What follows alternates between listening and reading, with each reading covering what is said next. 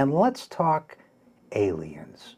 Of course, one of the big stories of 2017 was the revelation that the Department of Defense has, in fact, been investigating aliens once again after the whole Area 54 story was kind of debunked and they were testing unusual aircraft and there was really nothing to the story. Now we learn through the New York Times about a secret Department of Defense program that investigates unidentified flying objects. They give it another name, but it's really UFOs. It's just different 3 letters. Now, these are 3 Times journalists, 2 Pulitzer Prize winners, on-the-record statements by the guy who ran the program, videos of encounters with UFOs, confirmation of its existence and purpose by Senator Harry Reid, who earmarked $22 million for the program, which took place in his home state of Nevada. So even in the most sci-fi scenarios, home state patronage comes into play. The story was absolutely mind-boggling, if you believe it.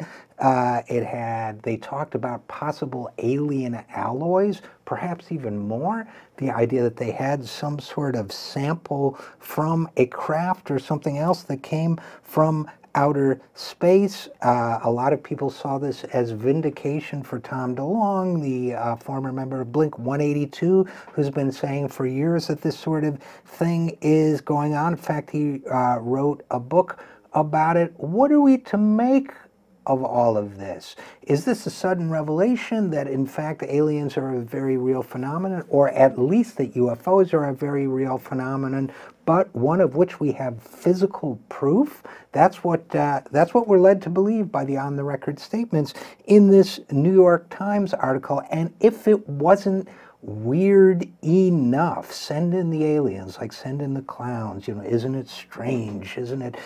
We now learn that alien hunting has been a hobby of the super rich. Now, they've been doing it through radio signals. They've been funding the SETI Institute, which I have, you know, shared data with. There used to be a program where you could run it on your computer. So they are, a lot of Silicon Valley folks are funding SETI, but you know, it's an interesting question. Our friend Heather Parton-Digby wrote about it in Salon. What happens when you take something so consequential for the future of humanity and at least put a portion of it in private hands, especially when it could have implications for the future of the entire human species? They're talking about finding signals from outer space from intelligent life. That's the objective of the program.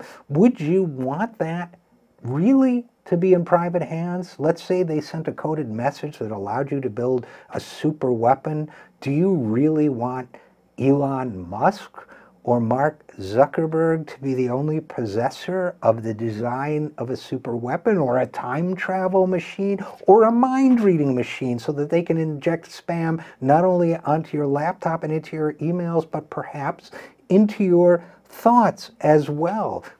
Do we want them to be the only people to know of an impending alien invasion? I'll tell you, folks, we live in strange times. I feel like Alex Jones even talking about this stuff, but my sources are very credible.